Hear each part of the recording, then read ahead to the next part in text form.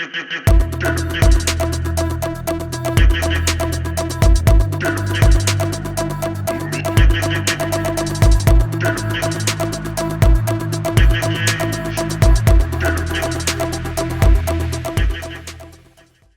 Então, agora que o Gazi deixou, vamos começar então. Sejam todos bem-vindos a essa 45ª edição dos colóquios científicos do Observatório de História em Quadrinhos, colóquio virtual que a gente fazia antes presencial. Então hoje estamos todos muito bem-vindos. Então temos hoje uma programação. Eu queria começar fazendo uma correção, que o orientador da LIA foi o professor Ricardo Jorge Lucena Lucas, né, e não aquele que eu coloquei, erro meu. O Roberto vai fazer parte da nova formação dos Trapalhões, Didi, Dedé, Mussum, Roberto e Zacarias. Então, ainda vai com vesícula, sem vesícula e tudo.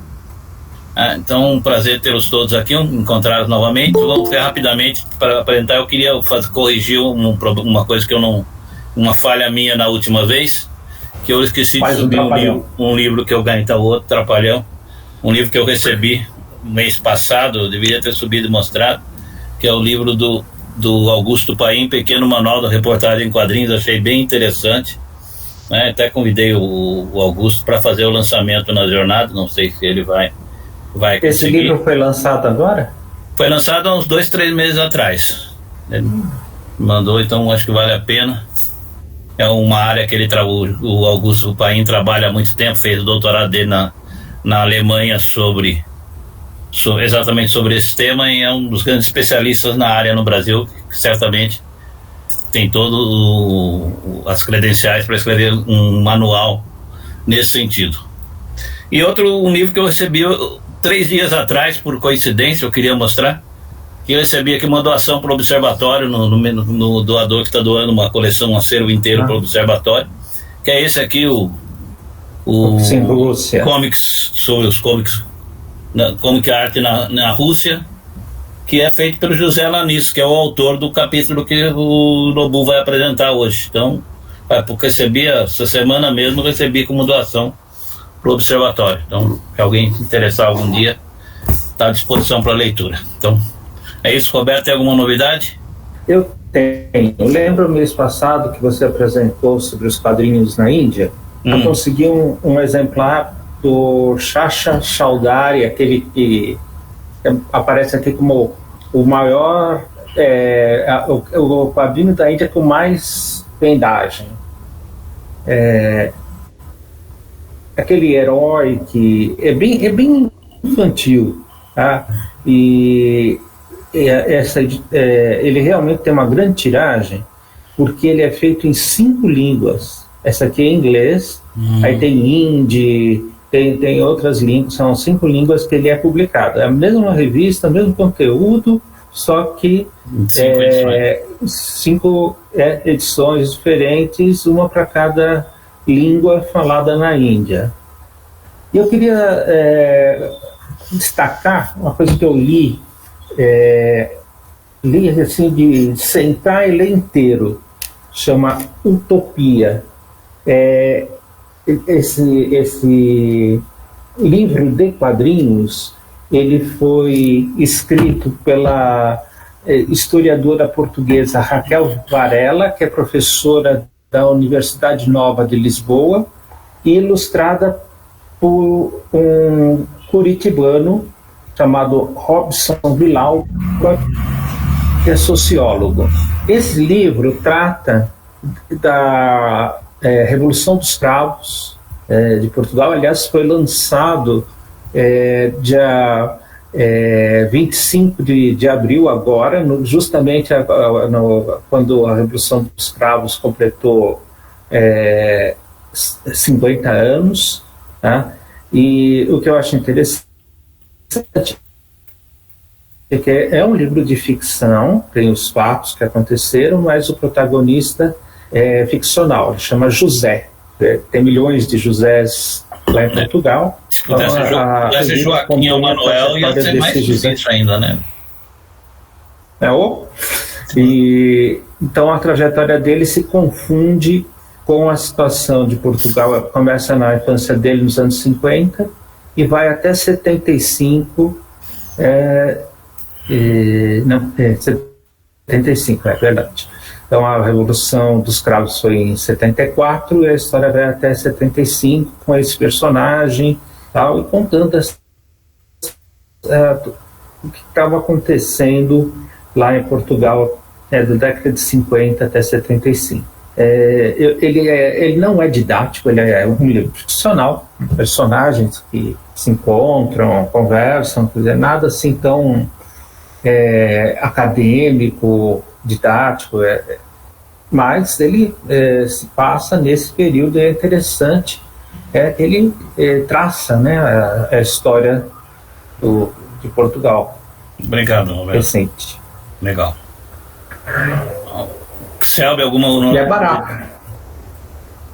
Aliás, os dois que eu apresentei são baratos. Legal. A edição em inglês é barata. Uma boa referência. Selby, alguma novidade do observatório? Mais alguma coisa das jornadas?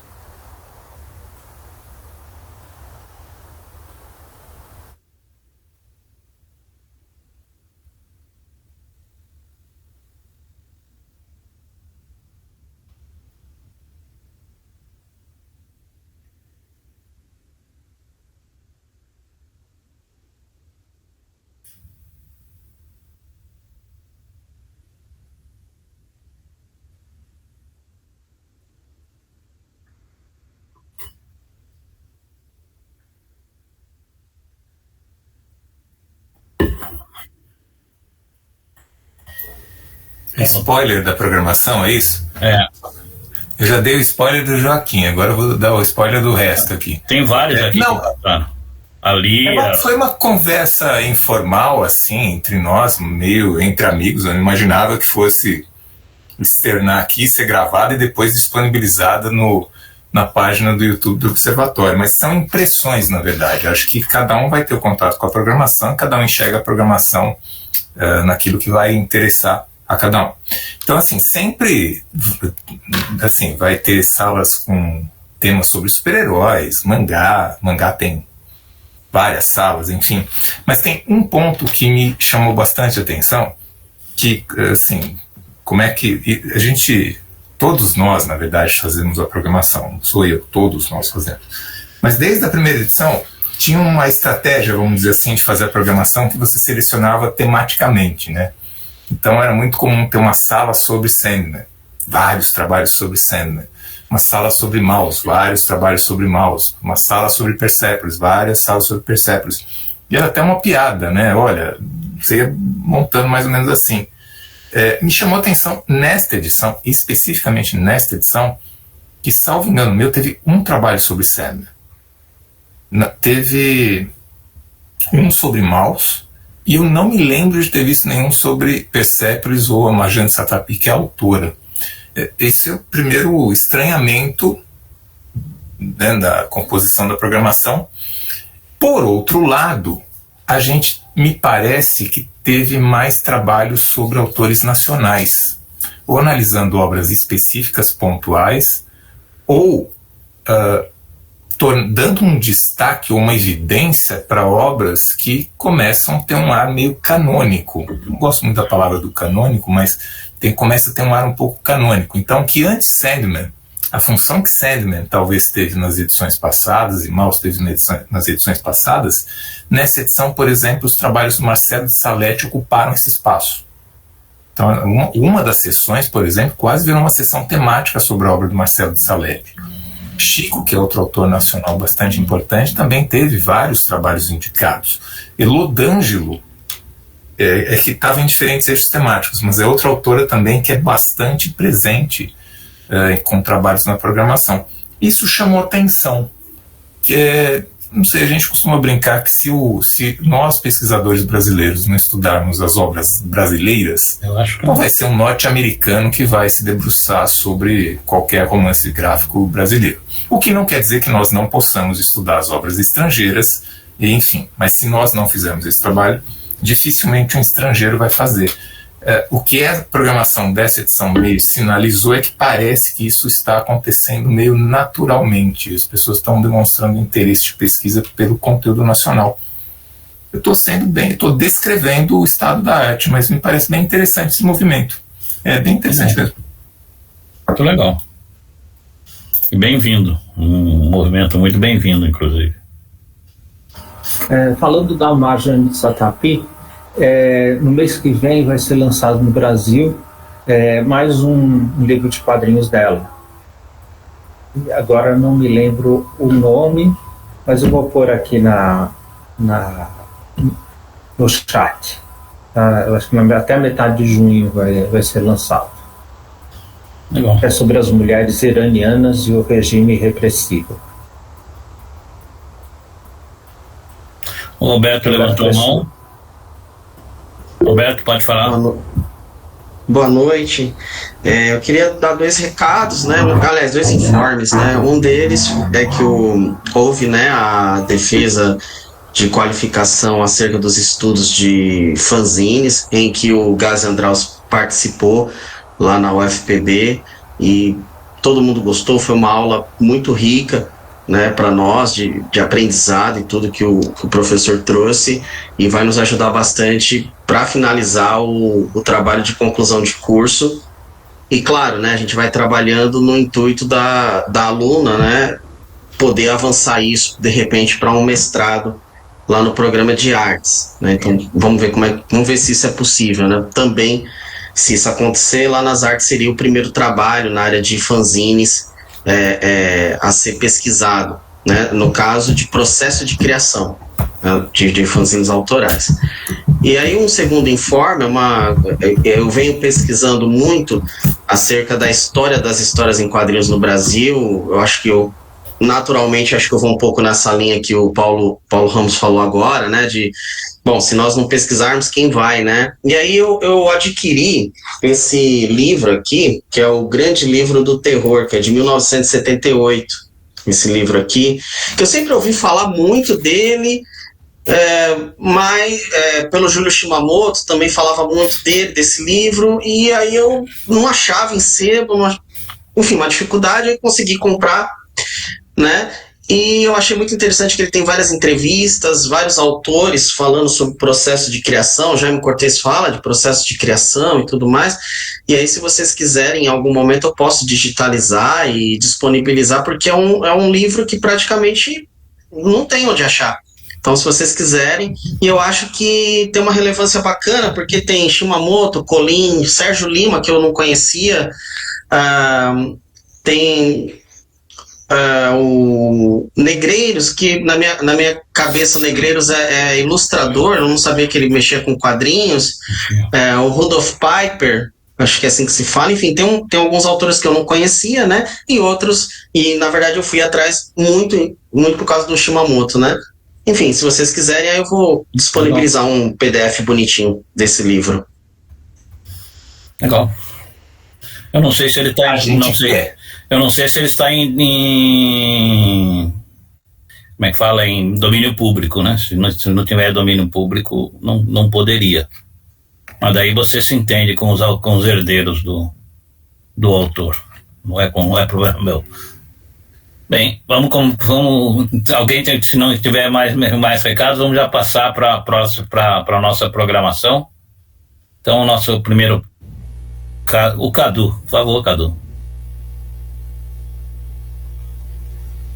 Estão me ouvindo? Estamos.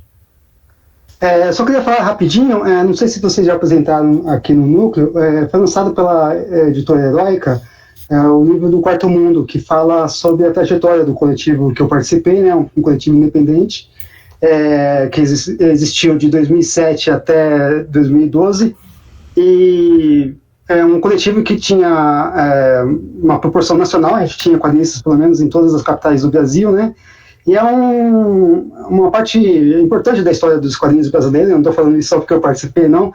E é legal esse registro, né? Que até então não tinha nenhum registro. Inclusive tem uma história em quadrinhos que foi escrita pelo Paulo Ramos, tá aqui dentro desse livro, para vocês.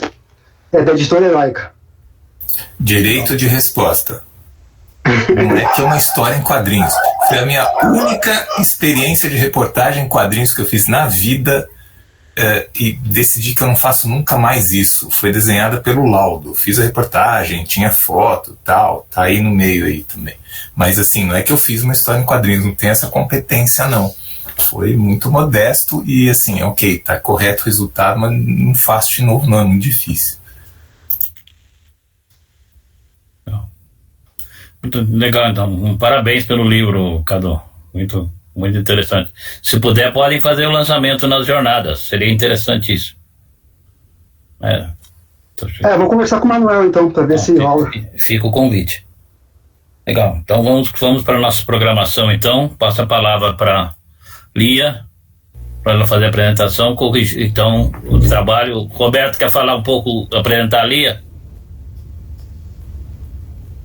Eu participei da banca de qualificação, né, Lia? E só não pude participar da banca final. E eu achei o trabalho dela excepcional, né? E ela trabalha com uma metodologia bastante séria, profunda, né?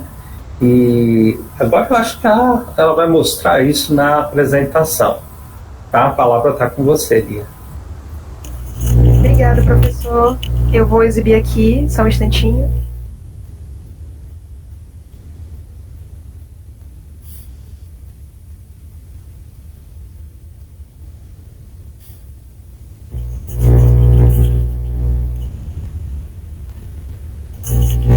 Conseguem ver? Bom, boa noite a todos vocês. Meu nome é Lia, sou mestre em comunicação pela UFC. Recentemente fui mestre, né? E a minha pesquisa é obras abertas em quadrinhos, estratégias semióticas de abertura no campo da manualidade, com orientação do professor Ricardo Jorge. Só um comentário antes de iniciar de fato. Eu estou com movimentos um pouco limitados fisicamente, porque machuquei o braço esquerdo, então não vou gesticular muito como eu gosto de fazer, só com o braço mesmo. Então, vamos lá, vai dar certo. Essa pesquisa, ela perpassa 3 grandes áreas do conhecimento, então eu preciso falar um pouco delas antes de a gente aprofundar.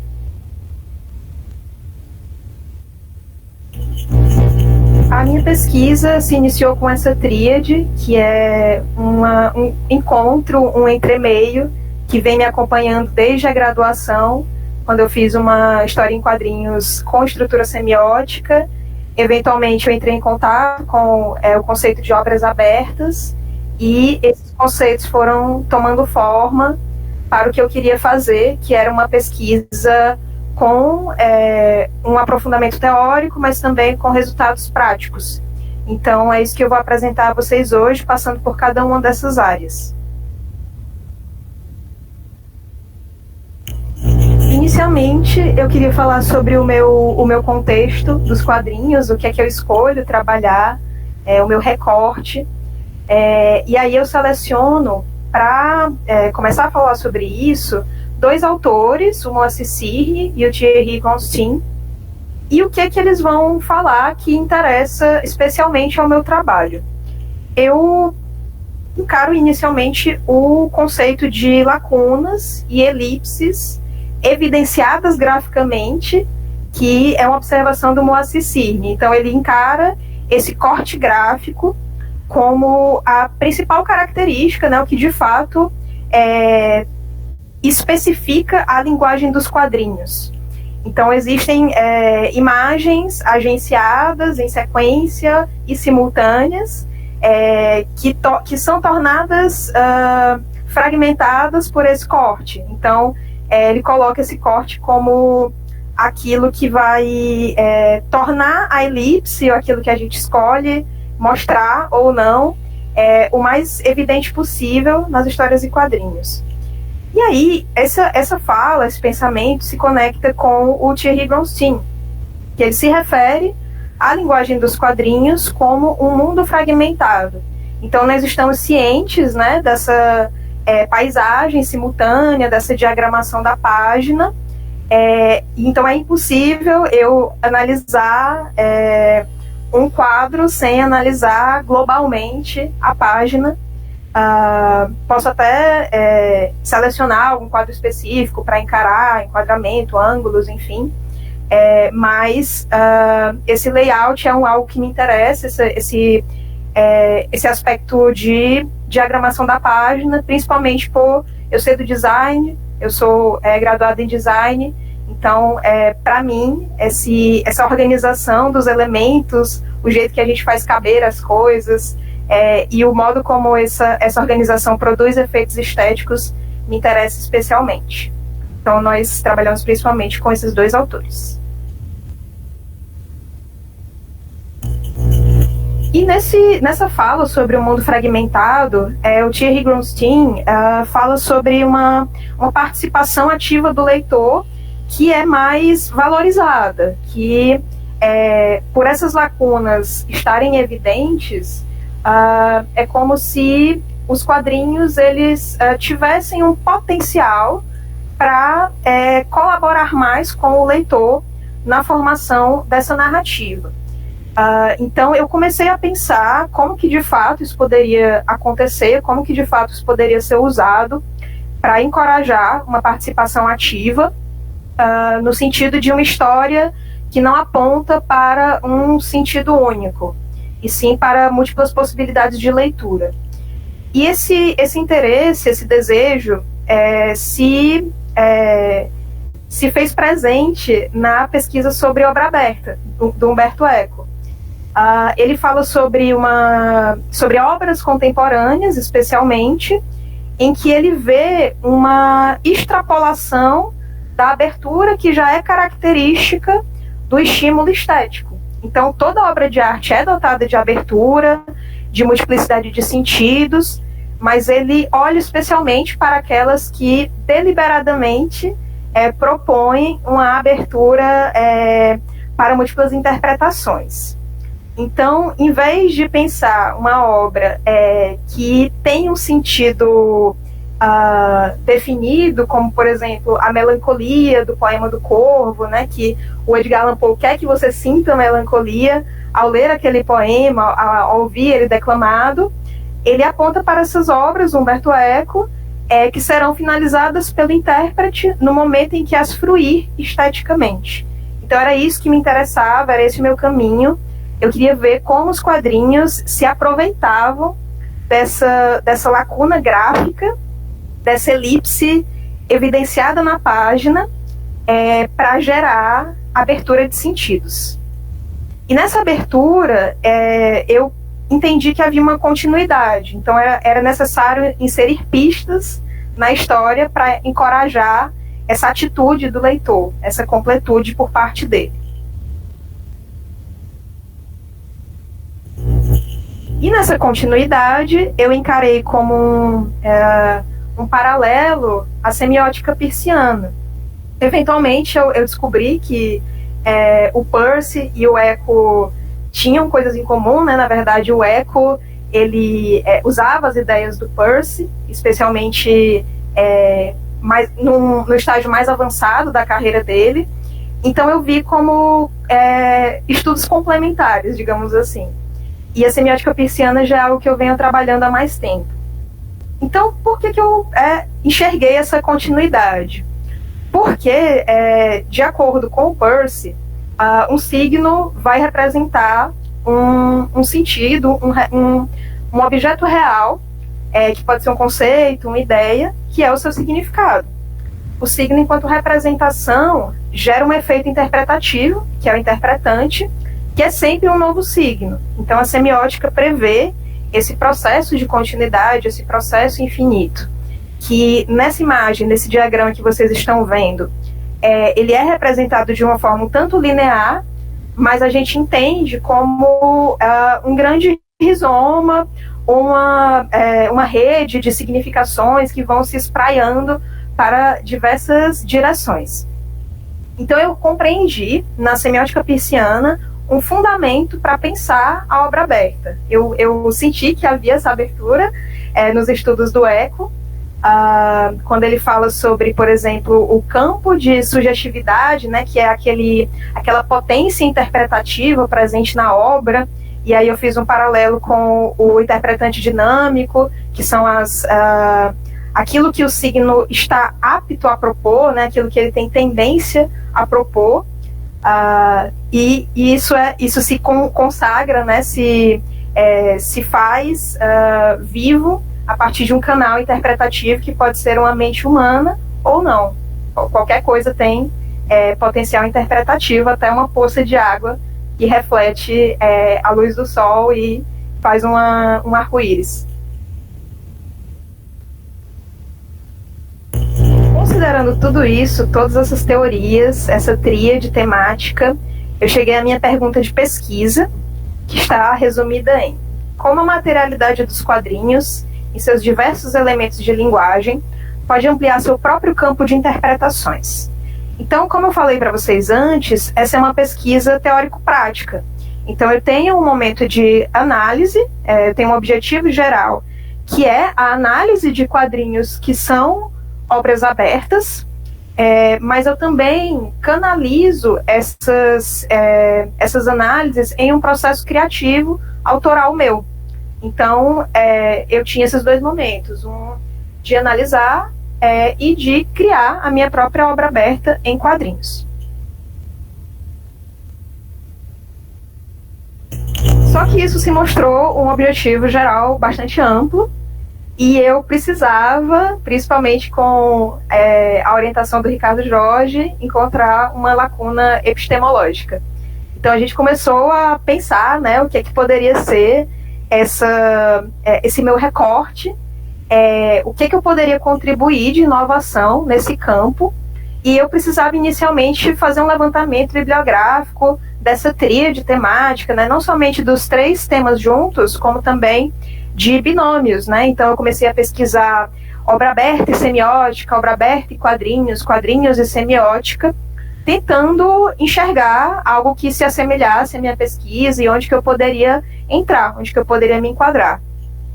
E pesquisando isso, eu percebi que já existem pessoas pesquisando sobre essa junção, pelo menos de um binômio, né? Seja quadrinhos, semiótica ou quadrinhos, obra aberta. Então, eu encaro a minha pesquisa como uma contribuição a um cenário existente de análise. Mas o que eu percebi de lacuna foi talvez uma baixa frequência nas pesquisas brasileiras de descrição de processos criativos. Então, os próprios pesquisadores enquanto artistas, pelo menos dentro dessa tríade temática. Então, eu vi aí uma possibilidade de ação, de validação da minha pesquisa por meio do processo criativo. E uma outra lacuna que se apresentou foram as questões de fisicalidade e manuseio. O Guilherme Silveira, ele pesquisa esse tema, né? Aí vocês têm a citação dele, que é o ano de 2022, que foi o ano que ele apresentou a tese dele sobre quadrinhos objeto. Então, ele encara essas questões materiais de um objeto físico, de um quadrinho físico.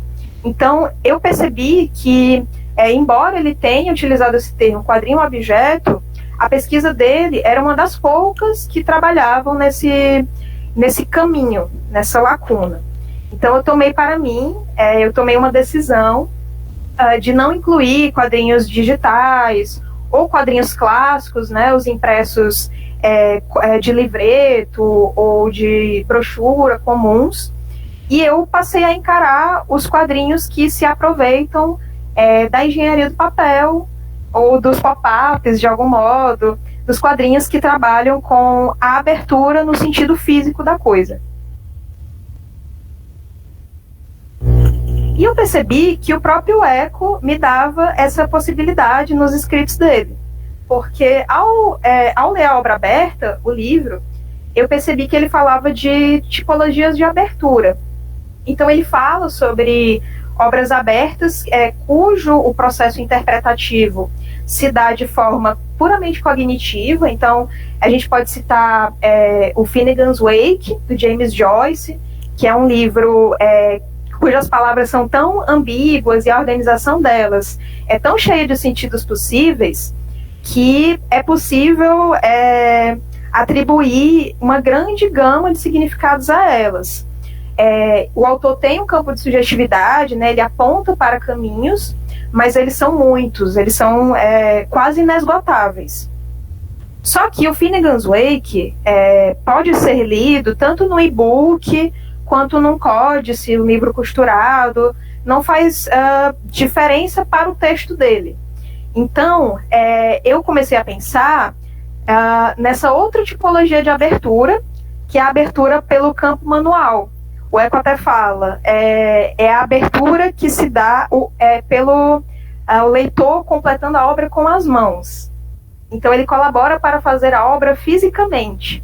E essa era a minha vertente de interesse, a abertura pelas mãos. É claro que o fato de eu focar nessa abertura não exclui o meu olhar para os quadrinhos clássicos e a organização clássica da página bidimensional. Eu precisava olhar para isso também. Então, eu comecei também a incluir no meu corpus de análise, ainda que não o principal, quadrinhos abertos no campo bidimensional, no campo cognitivo.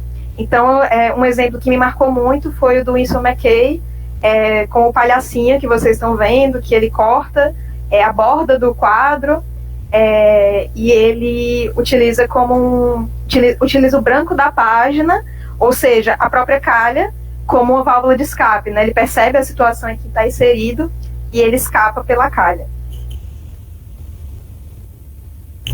Mas falando sobre a minha vertente dos quadrinhos abertos pelas mãos, eu fui selecionando livremente alguns exemplos do que seria isso, né? Então, na minha revisão bibliográfica, eu fui encontrando vários quadrinhos que se utilizavam dessas técnicas, que se aproximavam do brinquedo, do jogo. Inclusive, até teve uma referência que o professor Gazi Andraus me mandou, que foi do Mathieu, que eu não sei pronunciar direito, porque eu não sei francês, mas está aí, que está inserido em um livro brochura, que utiliza técnicas de recorte e de escultura de papel para atingir a sua abertura. E vocês podem ver que tem exemplos também de quadrinhos aplicados no espaço urbano. Então, o próprio corpo se movimentando para decodificar a história. O giro do corpo, a direção que eu me viro, a ordem que eu encontro os quadros no espaço geográfico. Isso faz com que cada um configure a história de um jeito diferente. Porém, eu tinha que tomar mais uma decisão nessa encruzilhada, e eu escolhi trabalhar com os quadrinhos na escala da mão, que são os de cima, e esse exemplo da Janaína Esmeralda, no canto inferior esquerdo. Eu optei por trabalhar com uma coisa que eu já estava mais familiarizada dos meus estudos de design, que era a engenharia do papel, que era o pop-up, as dobraduras, os encaixes. Então, tudo isso me apontou para uma colaboração que parecia mais acessível, mais prática para mim naquele momento. E isso me apontou também para uma conexão com os livros objeto ou os livros de artista. Então, eles utilizam desses vínculos das imagens e palavras com o próprio suporte em que elas estão inseridas. Então, a gente tem livros que trabalham com objetos encontrados, avulsos. A gente sai um pouco da linha de um livro brochura, de um livro costurado, para entrar na caixa, para entrar nas cartas. A gente entra numa grande possibilidade de manuseio físico criativo. E a pesquisadora que faz essa relação, faz essa ponte, é a Marin Ahmed, que foi uma das pessoas que eu encontrei na revisão bibliográfica, e ela mesma pesquisa abertura, segundo Humberto Eco, em histórias em quadrinhos bidimensionais. E ao passo que eu ia aprendendo, que eu ia decantando esses conceitos na minha mente, eu ia experimentando. Então, todo o meu mestrado foi permeado por essas tentativas, né, de entender o que seria um quadrinho objeto, um quadrinho que prevê a continuidade de seus signos. Então vocês podem ver que algumas dessas coisas mais adiante vão ser aproveitadas. E resgatando a Marin Ahmed, a pesquisadora que eu citei anteriormente, ela propõe alguns parâmetros de análise. Agora a gente está se aproximando, de fato, das análises que vão mostrar os quadrinhos objeto que eu encontrei. Ela propõe esses 4 parâmetros de descontinuidade, ou seja, daquela paisagem fragmentada, das referências midiáticas, ou seja, o diálogo com outras linguagens, então o quadrinho fazendo uso da pintura, da fotografia, muitas vezes de forma metalinguística, usando a linguagem para falar dela mesma. A caracterização não convencional, então a ausência de protagonistas, vilões e personagens com os quais a gente se identifica mais. E a subversão, autoficção e metaficção. Então aí a gente tem as questões de histórias dentro de histórias, de narrativas com camadas, com níveis, histórias satíricas, paródicas.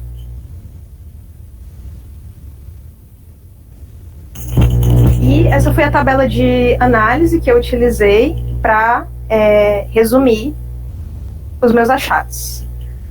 Aqui nós temos a estrutura peirciana, em que a gente tem o signo em relação a si mesmo, o signo em relação ao objeto e o signo em relação ao interpretante, porque eu optei por fazer análises semióticas, justamente para eu poder também ter uma criação com estrutura semiótica. Então vocês vão perceber que ao longo das análises eu empreguei as definições do Peirce para explicar aqueles objetos, para explicar o que eu estava entendendo deles. Então, só para citar rapidamente como isso poderia funcionar, a gente tem no signo em relação ao interpretante os efeitos que o intérprete produz ao ter o contato com aquela obra.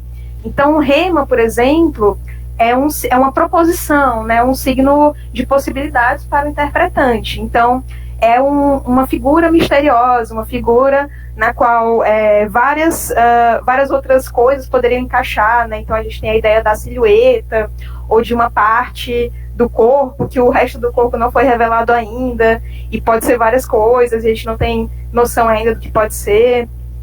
O discente já é uma contextualização daquilo, né? Então o intérprete ele já tem uma definição de onde aquilo se enquadra, e o argumento é uma conclusão lógica, um juízo, uma verdade que ele atribui. Então eu senti que na produção do meu artefato, as pessoas iriam chegar a argumentos, elas iriam construir argumentos a partir de propostas criativas.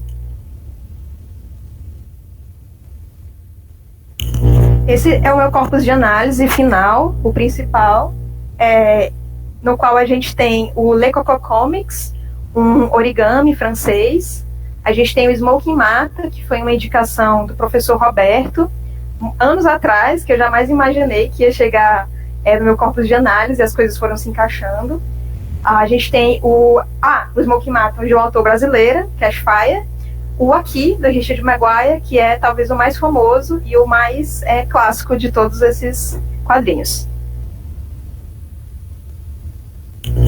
E passando rapidamente por cada um deles, no Le Coco Comics, a gente tem um origami que prevê uma leitura linear de 4 quadros, porém, quando você abre o origami, né, quando você abre a parte de dentro, ele revela 4 finais possíveis. Então, naquela história linear, você opta por um desses finais. Você mesmo constrói o origami, ele é disponibilizado no site do autor, como um paper toy, um brinquedo de papel. Então você compra por 2 euros, imprime em casa e faz e monta por conta própria.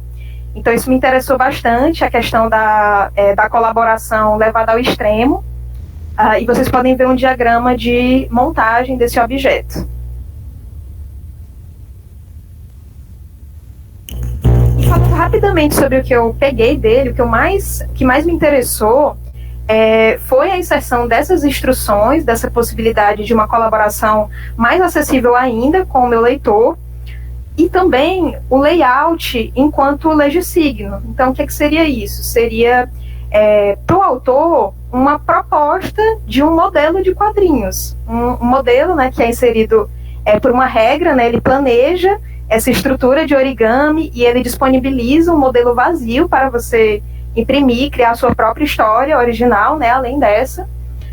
E para mim ele estava propondo um modelo de layout. Então, para mim, isso era interessante. Eu sinto que ele pensou naquilo que pode ser aplicável para além da história dele.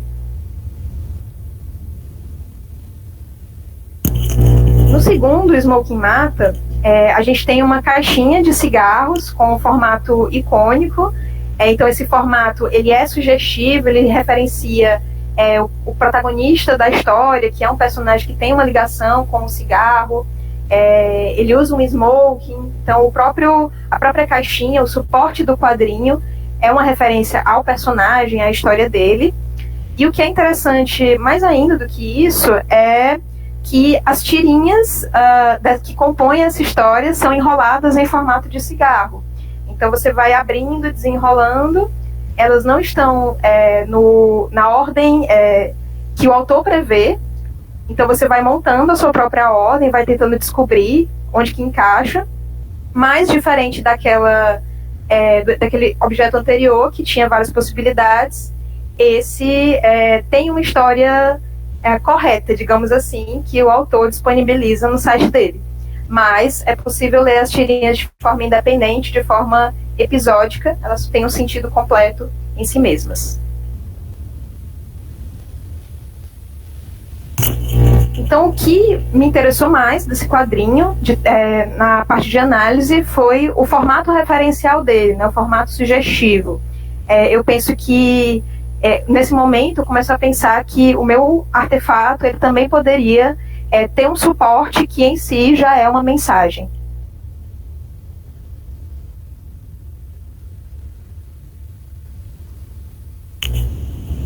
E aqui, do Richard Maguire, nós temos talvez o quadrinho que esteja mais inserido no circuito mainstream de leitura, que também foi uma discussão que tivemos com o professor Roberto.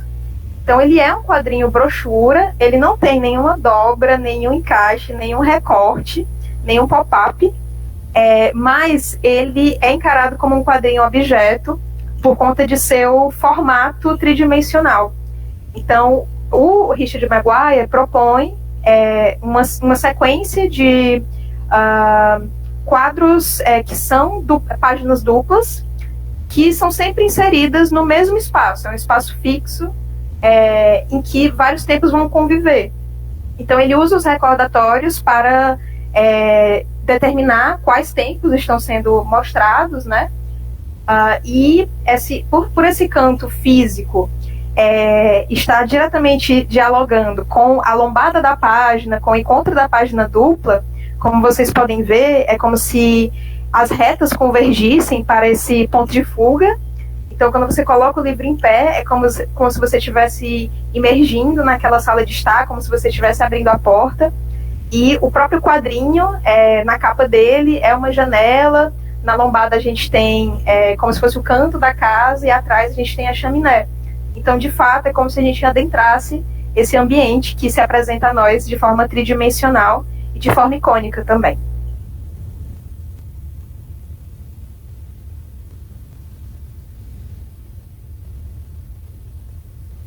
Aqui a gente pode ver um exemplo bem marcante do Here, do Aqui, em que em 1783 uma casa pega fogo e em 1989 uma pessoa começa a tossir.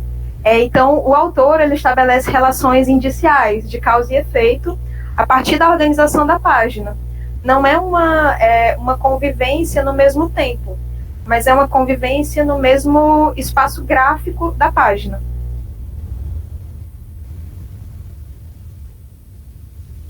E isso foi o aspecto que mais me chamou a atenção, essa relação entre os pontos da página. Então ele cria essa navegação indicial, que eu percebi que eu poderia explorar bastante, a questão da causa e efeito, como que os elementos se relacionam, como que eles apontam uns para os outros e como eles podem apontar para mais de uma causa de uma só vez.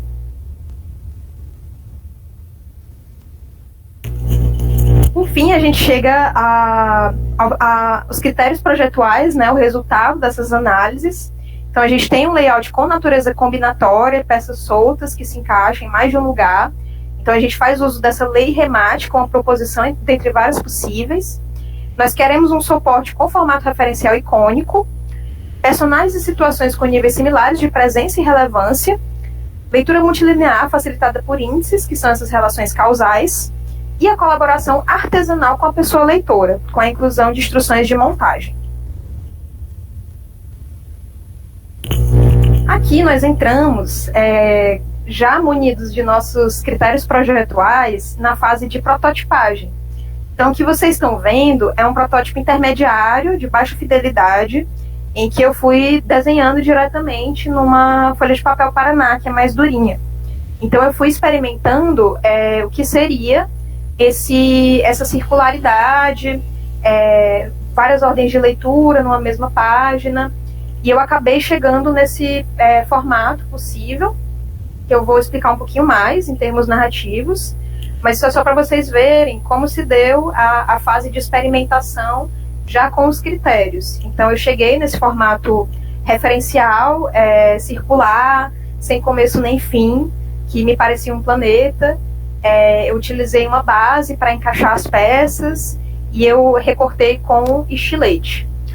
Aí era o momento de testar essa multilinearidade, esses caminhos narrativos e verificar se eles estavam funcionando. Se sim, eu usaria essa narrativa para fazer o protótipo final. Aqui vocês podem ver o meu orientador e os meus colegas utilizando esse conjunto, esse protótipo. E vocês podem ver que eles utilizaram as peças de um jeito que eu imaginava, que era intercambiável. Então eles iam trocando, né, de lugar, iam encaixando um aqui, outro ali. Mas também houve usos imprevistos. Então, algumas pessoas optaram por colocar algumas de cabeça para baixo, ou seja, não utilizaram elas, utilizaram como se fosse uma lacuna maior. Então, em vez de continuar a história de forma circular, sem interrupções significativas, a gente tinha um grande quadro vazio no meio. Então, isso foi uma inovação. Teve pessoas que não utilizaram o suporte, optaram por fazer direto na mesa, com as peças soltas. Então o pessoal foi criando, por meio desse encaixe, uma história linear, mas que também podia se ramificar.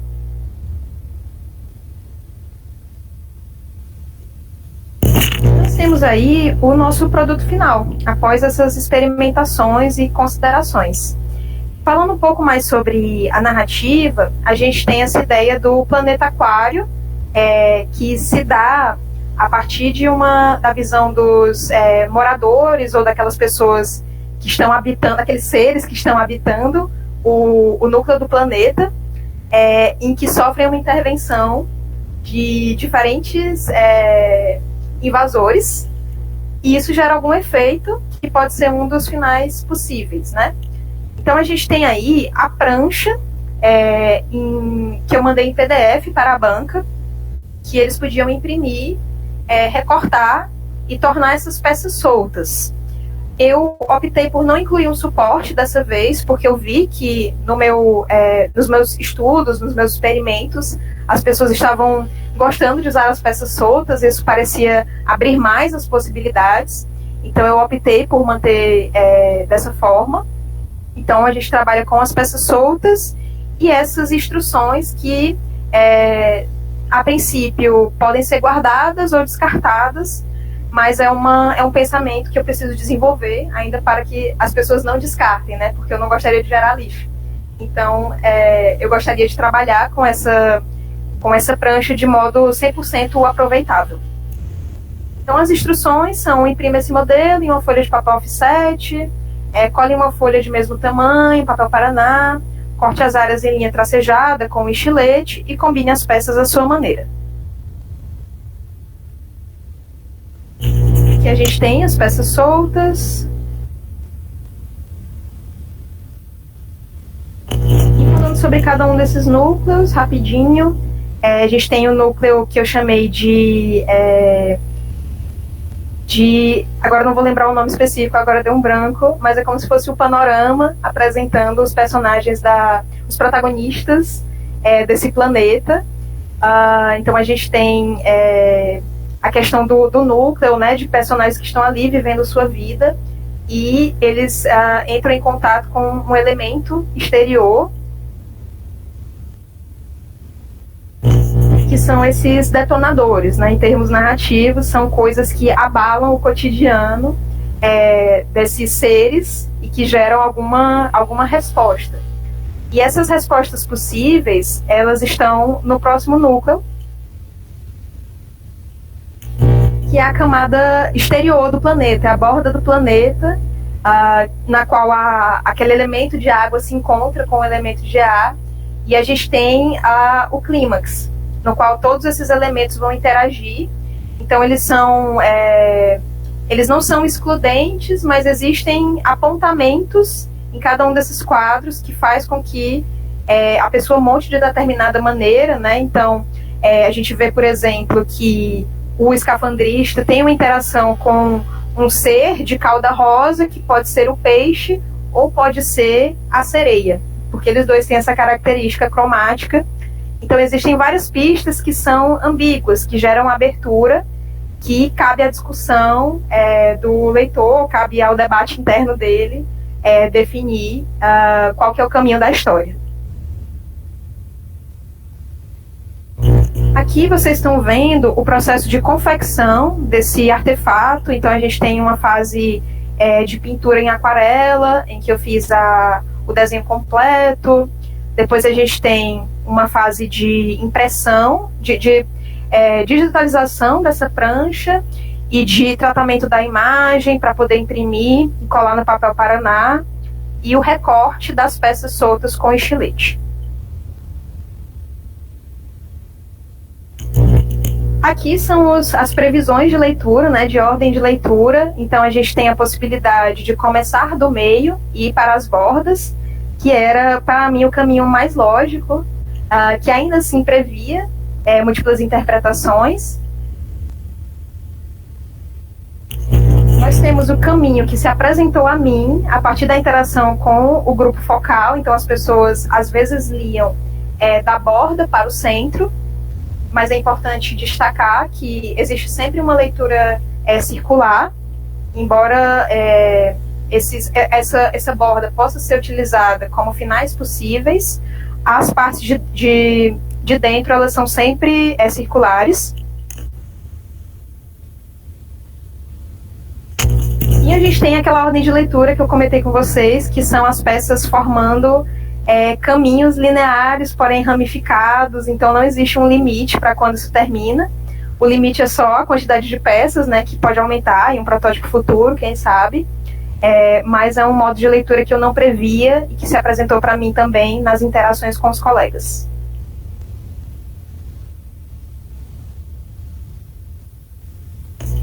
E é claro que, como uma obra aberta, o quadrinho ele tem ordens de leitura que eu ainda não sei classificar bem, que eu ainda estou analisando, né, esses resultados, ainda estou incorporando a versão final da minha dissertação que eu vou enviar.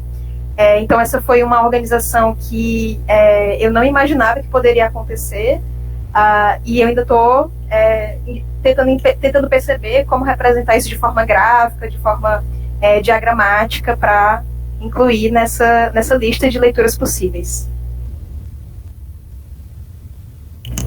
Chegando nas minhas considerações finais, eu percebi que um diálogo intermediático poderia favorecer essa abertura na materialidade dos quadrinhos. Então eu senti que o meu artefato final ele se aproximou muito da ideia de brinquedo. Então ele ficou num artefato limiar, um artefato no entremeio entre os quadrinhos e o brinquedo, pensando em jogos como o Tangram ou um quebra-cabeça. A gente tinha esse diálogo como uma fonte de abertura.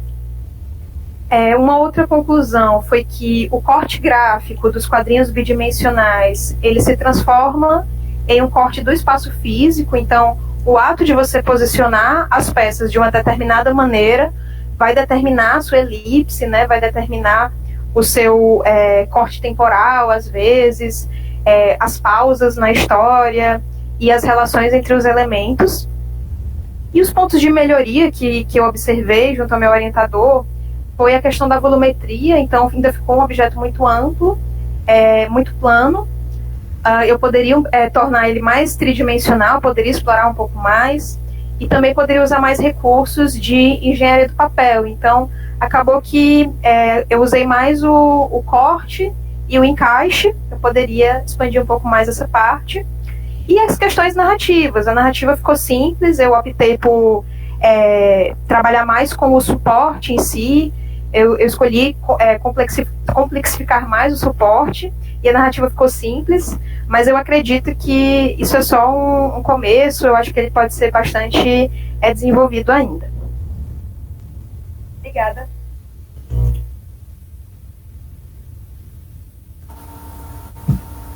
Muito bom. Parabéns. Obrigada. Muito bom, muito interessante. Eu confesso que a primeira surpresa que eu tive com o trabalho da Lia, quando eu li o título, eu confesso que eu não tinha a mínima ideia sobre o que falava, né? Achei um título bem fechado, né? Fiquei muito curioso de conhecer o conteúdo. Realmente é um conteúdo bem específico, que eu realmente não é bem a minha área, que eu não domino tanto mas eu vejo cada vez mais que as histórias do quadrinho estão recebendo um olhar muito mais crítico, né, em termos de proposição narrativa e em termos de própria constituição do meio, do que antes. Eu acho que isso é um sinal dos tempos, né? Você vê trabalhos como do Guilherme Silveira e tantos outros autores mais recentes, né, pesquisadores, mas estão trazendo uma abordagem que não era comum encontrar nos quadrinhos, né? Eu acho que isso traz uma grande contribuição para essa área que vê os quadrinhos com olhos mais, digamos, mais exigentes e colocando dando um novo status ao meio. Eu só posso parabenizá-la nesse sentido. Obrigada. O Humberto Eco, na sua obra aberta, ele fala principalmente de literatura. E o livro Open Ends on Comics, você cita, eu não lembro se é autor ou autora. É a autora, Marlene Abet.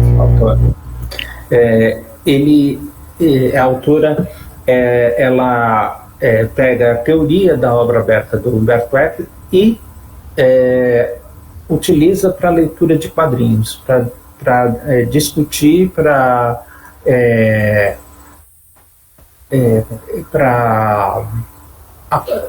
dar uma possibilidade maior de leitura dos quadrinhos, né? Procurar essas aberturas que vai além do leitor ter a sua visão própria da obra, mas também procurar elementos nos quadrinhos que facilitam essa leitura aberta.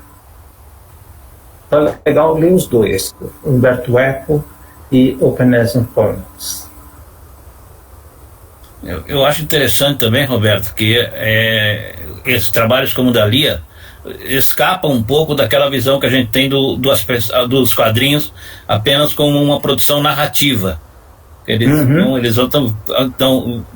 têm um olhar muito mais profundo para outros aspectos dos quadrinhos que não são apenas narrativos. Eles são figurativos, sei lá que nome dá, não é bem a minha área. Eu particularmente fico mais na discussão dos quadrinhos narrativos, mas acho muito interessante essa nova abordagem, que vai mostrando que o potencial dos quadrinhos é muito maior do que a gente imaginava, né, como linguagem e como forma de expressão. E eu também acho que tem a questão de manipular. Quando a gente lê um quadrinho, a gente manipula de uma forma de leitura e tal. mas pode ser até fora de ordem. Mas esses quadrinhos que ela citou, eles levam o leitor a fazer isso. É obrigatório para o leitor usar as mãos para criar, para juntar. Há uma narrativa, mas ela depende da ação do leitor. Isso é muito legal.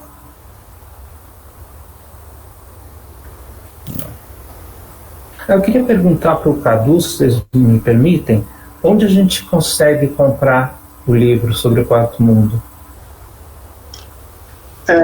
Está sendo vendido no site da editora Heróica, né? E eu não sei se o Manuel já começou a distribuir para as livrarias e comic shops, né? Mas eu sei que no site vai ter na Amazon. Vai ter na Amazon. Os livros da Heróica costumam estar lá, mas eu não sei se ainda está, mas no site da editora eu vi que está. O Comics vai estar, não? Com certeza, lá com certeza vai ter. Tá bom, obrigado. Humberto Pessoa levantou a mão, pode falar, Humberto. Eu gostaria de saber se eu posso fazer uma pergunta para Lia, não é isso? Seu nome? Quer saber se pode fazer a pergunta? Pode. Não pode. Pode parar. Não pode. Pode sim. Faça a pergunta. Lia, eu queria, em primeiro lugar, parabéns pelo seu trabalho. Inclusive, eu fui pesquisar se a sua dissertação já estava depositada, né? Porque o meu aluno, ele faz uma pesquisa mais ou menos dialoga com a sua, sabe? Na área de artes, na área de processos de criação, e ele faz quadrinhos experimentais. E eu gostei muito dos exemplos que você pegou, e eu achei fantástico, né? E aí eu queria saber de você o seguinte, se você chegou a pesquisar, por exemplo, alguns autores na área de processo de criação, como a Faiga Strauer, ou, por exemplo, Cecília Salles, que fala de crítica genética, alguma coisa nesse gênero. E a minha segunda pergunta é uma discussão que eu tive com o próprio Gazi. Por exemplo, se você considera, por exemplo, os quadrinhos, né, que você apresentou, se algum deles você considera como fanzines. Porque tem muitos livros experimentais, fanzines experimentais, que muitas vezes são tidos como fanzines, outros são como livro-objeto, livro de artista, e aí eu fico um pouco em dúvida em relação a isso. Eu quero saber um pouquinho de você, se você chegou a algum dessas investigações. Obrigado. Obrigada, Alberto. Respondendo a primeira pergunta sobre o diálogo com processos criativos, eu não cheguei a usar a Faiga e a Cecília, mas eu utilizei muito referencial de design, porque eu já trazia isso comigo, né? Eu fiz a minha graduação em design, né? Eu fui professora de design, e eu trouxe muito do que é a semiótica no processo criativo em design. Então já é uma cultura muito internalizada, né? Eu trabalhei, por exemplo, com autores como o Frederico Braida, da UFJF, em que ele propõe uma leitura semiótica dos artefatos de design, né? Então ele trabalha com a tríade semiótica, por exemplo, encarando forma, significado e função, que é uma coisa que ele dialoga com outros autores também, né?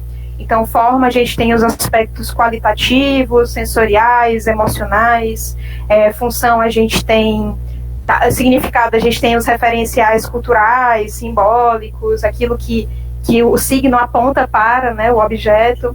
E na função a gente tem o uso, né, a gente tem a pragmática, aquele manuseio, né, o que o objeto me dá de pista para eu usar ele, né.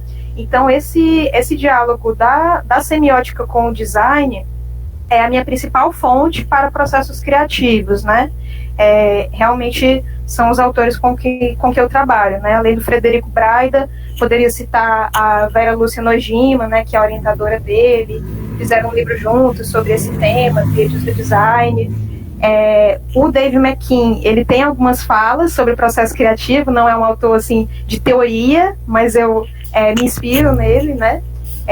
Então ele fala sobre essa intencionalidade daquilo que a gente coloca, né? Então, embora a gente esteja favorecendo o caos, a gente está favorecendo de forma deliberada. Aí eu estou vendo aqui os comentários também, né? Posso até colocar dentro dessa questão, né? Que o Arcano pergunta, existe alguma influência da Lydia Clark? Então sim, eu diria que sim, porque na minha pesquisa de livros objeto, eu olhei muito para o movimento concreto e neoconcreto. Então eu olhei para as obras dos irmãos Campos, do Humberto e do Haroldo, para o Julio Plaza, e posteriormente para os bichos da Lydia Clark. Então aquela figura que não é final, né, que é indefinida, que se realiza pela montagem, tudo isso está também no meu referencial teórico, criativo, artístico, digamos assim. Então realmente foi um trabalho que, embora seja de mestrado, eu vejo ele como uma continuidade da graduação. Realmente foi uma continuidade. Sobre o seu orientando, né, que está interessado em quadrinhos experimentais, embora eu não tenha feito o repositório da dissertação ainda, eu posso compartilhar algum material com ele, posso ceder, enquanto eu não faço esse depósito.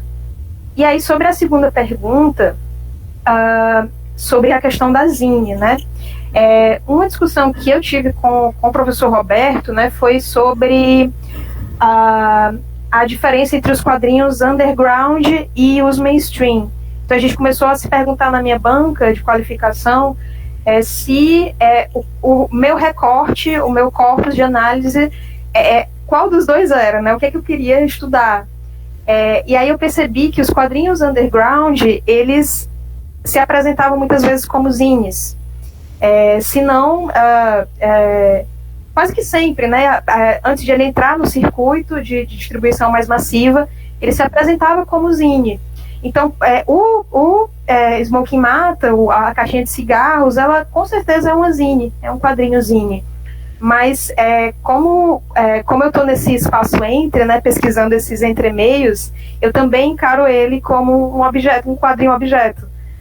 Então, ele está nessas interseções, ele é como se fosse um grande diagrama de Venn, ele é quadrinho objeto, ele é zine, ele é quadrinho underground.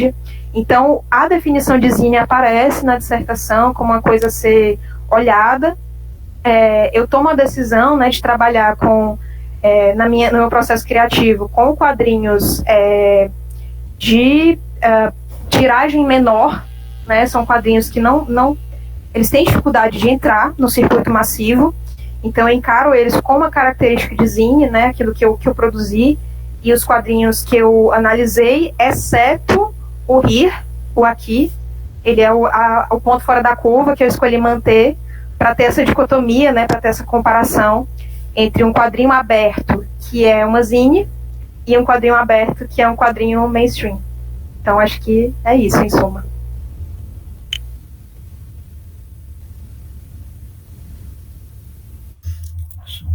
Só para dizer que o Alberto trapaceou. Ele falou que ia fazer uma pergunta e fez duas. Mas a gente notou. Mais alguma pergunta para a Lia? Eu teria uma. Eu estou preocupado com o horário do Nobu de exposição. Ô, Lia, primeiro, são 2 parabéns. Acho que parabéns pela pesquisa, eu já escrevi no chat. O segundo parabéns é pelo domínio do tema. Às vezes a gente pega pessoas que fazem mestrado e ficam tão desacanhados, às vezes, de dar resposta. Você está dando respostas num nível altíssimo e com uma segurança muito grande. Parabéns por isso. Não sei se é uma pergunta ou uma impressão. Eu ouvi algumas pessoas falando por coisas do tipo obras assim, como as que você estudou, demandam uma atitude do leitor. O leitor precisa ter uma postura ativa para entender essa obra. Eu daria um passo atrás. Será que todas as obras não têm uma posição ativa do leitor? Assim, né? Dentro desse princípio, talvez tenham obras que sejam mais convencionais na leitura e outras que sejam menos convencionais na leitura. As duas envolvem um processo ativo do leitor, senão ele não entende a obra, né? Senão não é obra. Senão não é nenhum texto. Todo texto demanda uma postura ativa do leitor. Mas a pergunta é mais no sentido de: você não acha que haveria uma gradação de convenções de leitura e que, no seu caso, você está trabalhando num dos extremos dessa gradação? Então, no caso de quadrinhos, você teria os quadrinhos, sejam mainstream ou não, mas que eles têm uma leitura um pouco mais convencional no ocidente, da esquerda para a direita, de cima para baixo, de um quadrinho para o outro, até na composição da página.